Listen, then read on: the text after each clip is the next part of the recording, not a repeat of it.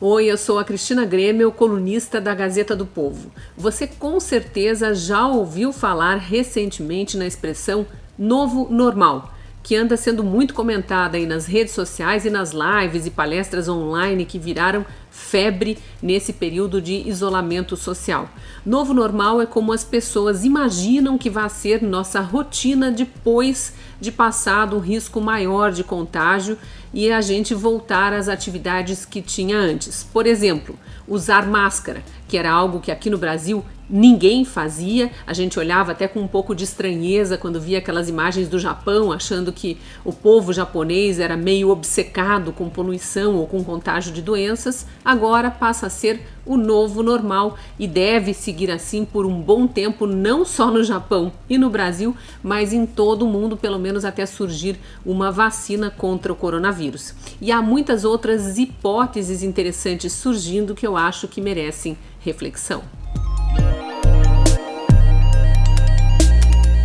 Quem primeiro falou de novo normal foram os ambientalistas, logo nas primeiras semanas de isolamento social, quando o fechamento de fábricas e a manutenção das pessoas, ou de uma parte considerável das pessoas, em casa, fez cair drasticamente a poluição do ar, dos mares, dos rios. Os animais começaram a aparecer, inclusive tartarugas marinhas em ambientes urbanos, como foi o caso da Baía de Guanabara, que há muito não via esse tipo de animal.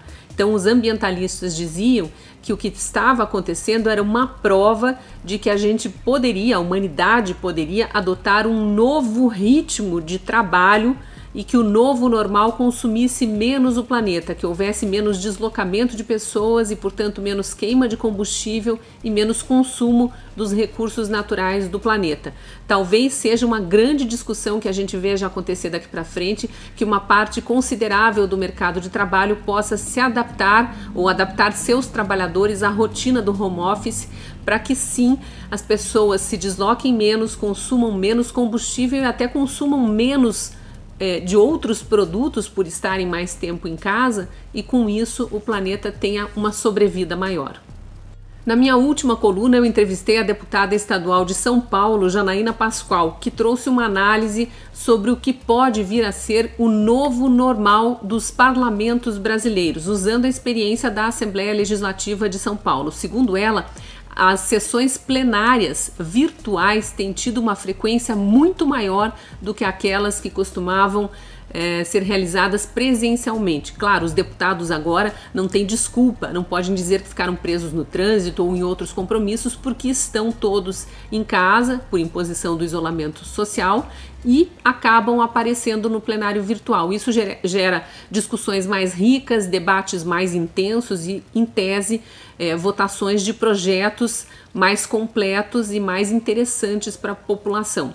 Mas a deputada também levanta a questão da economia. Como eles trabalham de casa, a Assembleia gasta muito menos com energia elétrica, com água, com telefone, até com cafezinho, com assessores. Os deputados não precisam de tantos assessores. Então, na visão dela, isso tudo pode vir a ser repensado em todos os legislativos, né, nas câmaras municipais, nas assembleias legislativas e no próprio Congresso Nacional, para que o Brasil gaste menos com os parlamentos e tenha ainda assim mais eficiência. Mas teve uma outra discussão recente sobre novo normal que me chamou muito a atenção.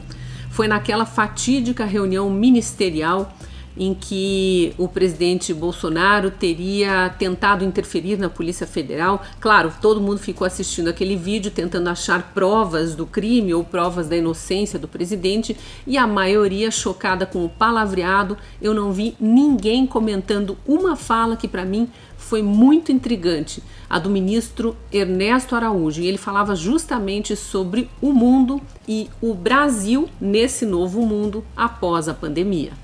O ministro das Relações Exteriores fez um relato de como imagina ele o Brasil vai se inserir num grupo de países que deve dominar o mundo após a pandemia.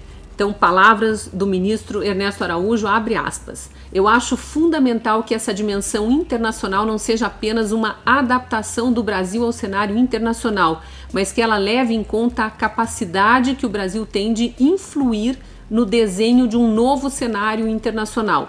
Eu estou cada vez mais convencido de que o Brasil hoje tem as condições e tem a oportunidade de se sentar na mesa de 4, 5, 6 países que vão definir a nova ordem mundial. Outro dia, na conversa do presidente com o primeiro-ministro da Índia, o indiano disse que vai ser tão diferente o mundo pós-coronavírus quanto o pós-Segunda Guerra, e eu acho que é verdade.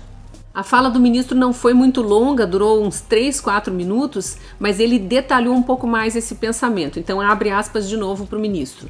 Assim como houve um Conselho de Segurança que definiu a ordem mundial, com 5 países no comando no pós-Segunda Guerra, eu acho que vai haver uma espécie de Conselho de Segurança agora, e nós temos a oportunidade de estar nele e acreditar que o Brasil tem capacidade de influenciar e ajudar a formar um novo cenário. E esse cenário tem que levar em conta o seguinte, aí ele está ali expondo a ideia dele para os outros ministros. Estamos revendo os lucros de 30 anos de globalização. Vai haver uma nova globalização. O que aconteceu nesses 30 anos, nos 30 anos passados? Houve uma globalização cega para o tema dos valores, para a quebra da democracia e da liberdade. Foi uma globalização que a gente está vendo agora, criou um modelo em que o centro da economia internacional é um país que não é democrático. Ele está se referindo à China, que não respeita os direitos humanos. Ele usa uma linguagem um pouquinho rebuscada, né, a linguagem da diplomacia, mas está bem clara a ideia do ministro. Então continua a fala dele aqui já a parte final. Essa nova globalização acho que não pode ser cega.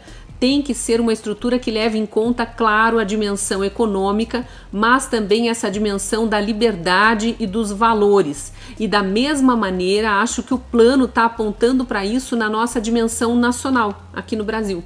Também não pode ser um plano cego para aquilo que nos traz o projeto do presidente, que não é simplesmente a eficiência, a pujança e o crescimento econômico, mas a liberdade, o combate à corrupção, a reinvenção do Brasil livre dessas mazelas. Então foi um discurso ali alinhado com o presidente, mas que está falando do que, na opinião dele, ministro das Relações Exteriores, pode vir a ser o novo normal para o Brasil após a pandemia num contexto mundial. É uma discussão que já está rolando entre os diplomatas das várias nações com quem o Brasil está hoje alinhado. Mostra que todo mundo já anda sondando como serão, né, as relações comerciais a partir de agora e imaginando que elas mudarão não só por questões políticas, mas também pelas necessidades que vão surgir depois da pandemia. Por exemplo, a necessidade alimentar, e a gente sabe que nesse contexto o Brasil é destaque e pode vir a exportar muito mais. Então, independentemente da área em que a gente trabalha, é legal a gente fazer essas reflexões nesse momento em que a gente está trabalhando mais dentro de casa, uma parte considerável da população está trabalhando dentro de casa, para a gente saber como pode vir a ser a nossa rotina depois que tudo isso passar, mas também a rotina do Brasil e do mundo, e já ir se preparando para um novo normal. E você já tem alguma percepção, alguma certeza, alguma suposição? Deixa aí nos comentários. Se gostou do vídeo, curta e compartilhe. Nos vemos no próximo vídeo. Até lá!